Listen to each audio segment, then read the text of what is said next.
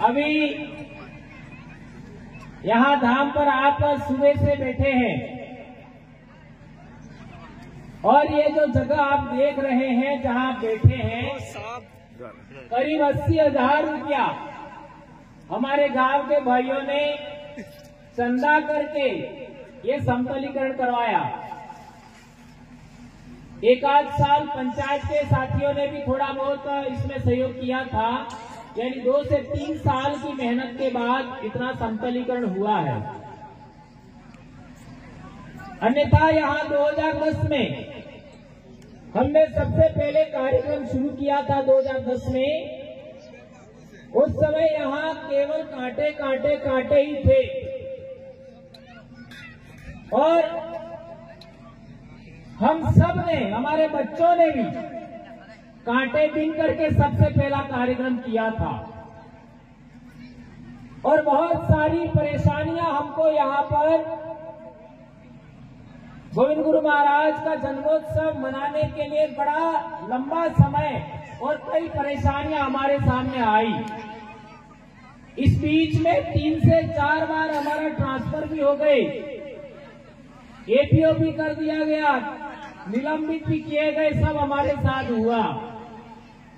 और अभी अभी केवल बेड़सा के 3 लोगों को हमारा ट्रांसफर कर दिया था बाहर, लेकिन हम भी अब ट्रांसफर करने वालों के बाप बन चुके हैं। और 2 ही दिन बाद हम कोर्ट स्टे लेके वापस आ गए। यह काम इतना आसानी से अब हो रहा है, हम भी नहीं डर रहे हैं। यह सब मैं मानता हूं कि हमारे गुरु महाराज संत गोविंद गुरु महाराज और छाणी मंगरी धाम का प्रताप है, ऐसा मैं मानता हूं। दोस्तों, अभी हम लोगों ने बहुत सारी बातें सुनी। हमारे पाल सुराता धाम से भी यहाँ पर साथी है, बासिया से भी भगत भक्तनी है, बुढ़ावली से भी है और रात को हमें बासिया भी जाना है, वहां रात्रि कार्यक्रम होगा। ऐसा क्या कारण था? मैं बहुत बड़ा सवाल आपके सामने रख रहा हूं। ये सवाल आज तक किसी ने खड़ा नहीं किया। क्या कारण था कि मानगढ़ पर गोलियां चलाई गई? ये बहुत बड़ा सवाल है। यदि गोविंदगढ़ महाराज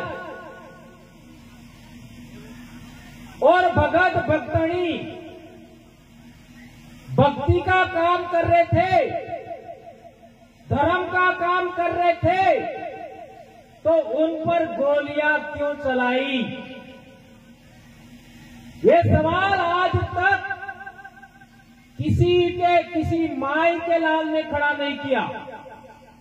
ऐसा मैं कहना चाहूंगा।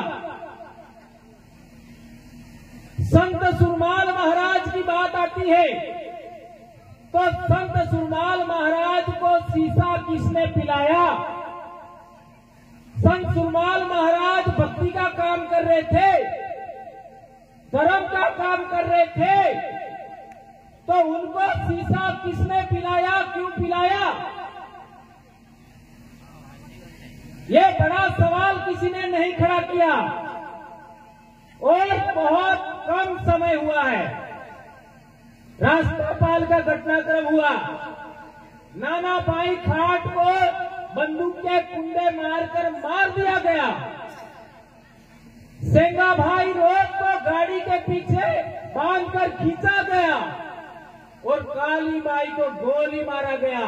लेकिन आज तक किसी ने सवाल खड़ा नहीं किया कि वो गोली मारने वाला कौन था। ये तीनों सवाल केवल और केवल मेरे मुंह से आज तक निकले हैं। किसी ने भी ये हिम्मत नहीं किया कि ये 3 सवालों के जवाब हमारे समाज को मिलना चाहिए। यदि गोविंद गुरु महाराज कोई गलत काम कर रहे थे तो आज सभी लोग मानगढ़ क्यों जा रहे हैं? सभी लोग गोविंद गुरु के भक्तों का आदर सम्मान क्यों कर रहे हैं? क्यों कार्यक्रम कर रहे हैं? अब सवाल पैदा होता है कि राष्ट्रपाल का घटना हो तो भी वो लोग कहते हैं कि अंग्रेजों ने गोली मारा, जबकि अंग्रेज थे ही नहीं। काली माई के जमाने में बहुत सारे लोग आज भी जिंदा हैं। मेरी मासी का विवाह वही कराया है, हाट परिवार में ही। मेरी बुआ का वही विवाह हुआ है, मेरे बाबा का भी वही विवाह हुआ है, और अभी भी मेरे बाबा जिंदा है। मेरे बाबा का जन्म 1936 का है, और मेरी मासी का जो विवाह करवाया वो देश आजाद होने के आसपास ही कराया। पर आज तक किसी ने नहीं बताया। आदेश डूंगरपुर से निकला और इसका दीवान कौन था? वो सेना आपका पुलिस वाले आए थे, वो कौन थे? उनके बारे में हमारे को जानकारी चाहिए। ये जानकारी आज की पीढ़ी को, आज के समाज को होनी चाहिए या नहीं होनी चाहिए? कौन कौन मानता है ये जानकारी हमें होनी चाहिए? ये बात मानकर से आगे बढ़नी चाहिए।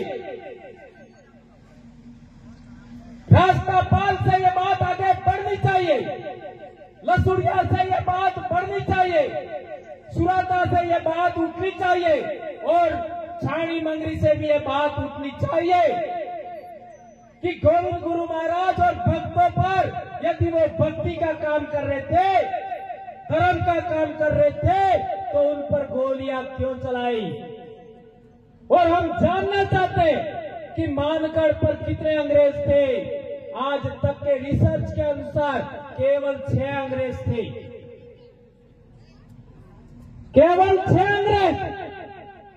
क्या 6 अंग्रेज 1500 भीलों को मार सकते? यह सवाल अपने आप से पूछो।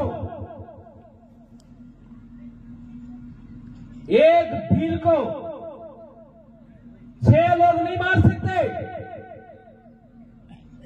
और 6 अंग्रेज लोगों ने मिलकर 1500 भीलों को मार दिया। ऐसा कैसे हो सकता है? इसलिए मैं कहना चाहता हूं सभी भगत भक्तनियों से, वो गोलियां चलाने वाले लोग कौन थे? तो अंग्रेजों के दस्तावेज से पता लगता है, जो दिल्ली से दस्तावेज लाए, यही कहीं होंगे वो मानगढ़ वाले। जोरावर जी है कहीं नहीं है, वो और बैठे, वो स्वयं दिल्ली गए थे और वो दस्तावेज लाए।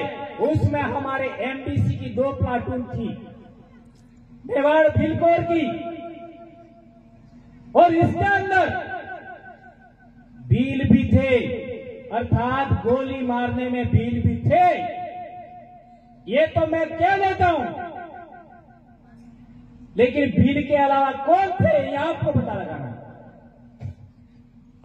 अब सवाल पैदा होता है कि देश आजाद होने से पहले और मानगढ़ की हत्या से पहले कभी भी भीलों ने भीलों को नहीं मारा। 1000 साल, 2000 साल, आज की तारीख में आदिवासियों का 5000 साल से इतिहास मालूम है। और मैं चैलेंज के साथ कहता हूं कि आदिवासियों के इतिहास पर जिसको भी बहस करनी है, आ जाओ मेरे सामने, कोई नहीं आ रहा है। कितने सालों से कह रहा हूं, आ जाओ बहस कर लो। कोई माई का लाल पैदा नहीं हुआ जो बहस कर सके। इसलिए मैं कहना चाहता हूं कि भीलों के इतिहास में, आदिवासियों के इतिहास में आज तक कभी आदिवासियों ने आदिवासियों को नहीं मारा। ऐसा क्या कारण था कि मानगढ़ पर एमबीसी के लोगों ने हमारे लोगों को मारा? उसके पीछे क्या कारण था, ये बात भी हमें समझना पड़ेगा। संत सुरमाल महाराज की बात करें तो भगत लोग आज भी कहते हैं कि शीशा पिलाया। अब मेरा आप लोगों से सवाल है, संत सुरमाल महाराज के भक्तों से सवाल है, उनके परिवार से सवाल है, अंग्रेजों का एक कानून बताओ, अंग्रेजों का एक कानून बताओ जिसमें कोई आदमी गलती करता है उसको शीशा पिलाने का नियम हो। कोई भी आदमी गलत काम करे उसको शीशा पिलाने का नियम हो, बताओ। नहीं बता सको तो आप भी दोषी हो।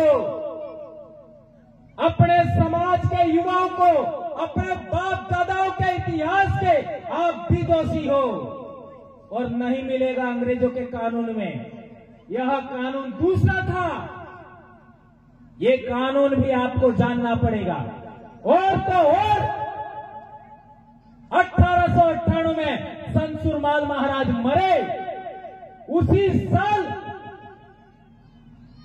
1898 में हमारे बाप दादाओं की बोली, भीली भाषा, भीली बोली का किताब अंग्रेजों ने छापा, और वो किताब भी लसूड़िया में बैठ करके अंग्रेज डॉक्टर ने लिखा। संत सुरमाल महाराज जिंदा थे और वो अंग्रेज डॉक्टर ने किताब लिखा, रूडिमेंट्स ऑफ भीली लैंग्वेज, और उसका लेखक था चार्ल्स थॉमसन। और उसी किताब के अंदर ये नक्शा बनाया था अंग्रेज ने, ये भीलों का इलाका, यह सिरों से लगा करके बंबई तक भीलों का इलाका है, ये नक्शा बनाया था। आज तक हमारे पढ़े लिखे लोगों को, नौकरी करने वाले लोगों को, नेताओं को, मंत्रियों को कोर्ट बता दिए।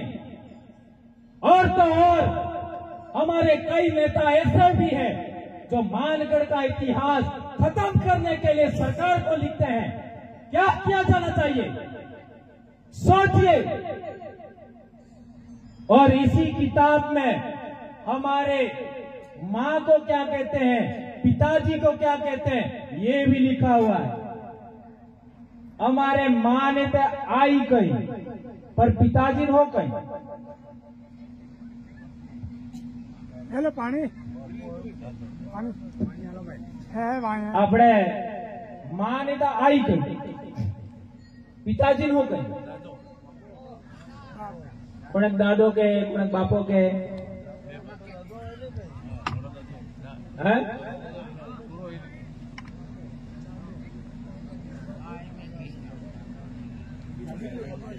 मारे पप्पा हाथे पड़ता था डामोर साहब अड़ में पूछू, डामोर साहब बताड़ो।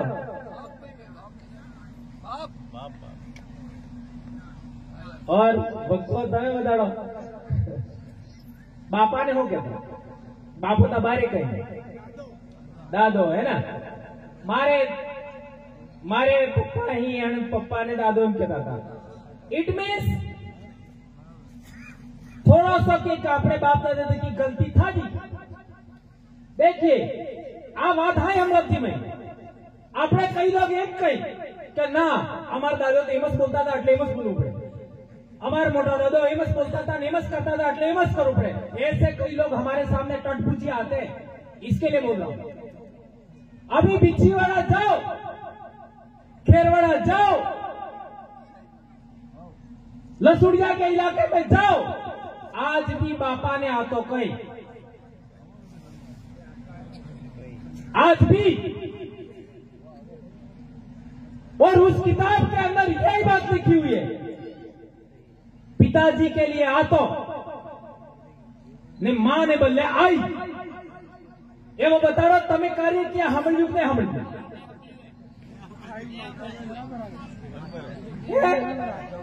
ओई ओई पेला उभा दो आई माओ साक्षात प्रमाण किया बीजा जुवान ओई जो हाँ ताली बजाओ उसके लिए। इसका मतलब है कि हमारे बाप दादाओं से कुछ छूट गया, कुछ भूल हुई, वो वहां पर जिंदा है।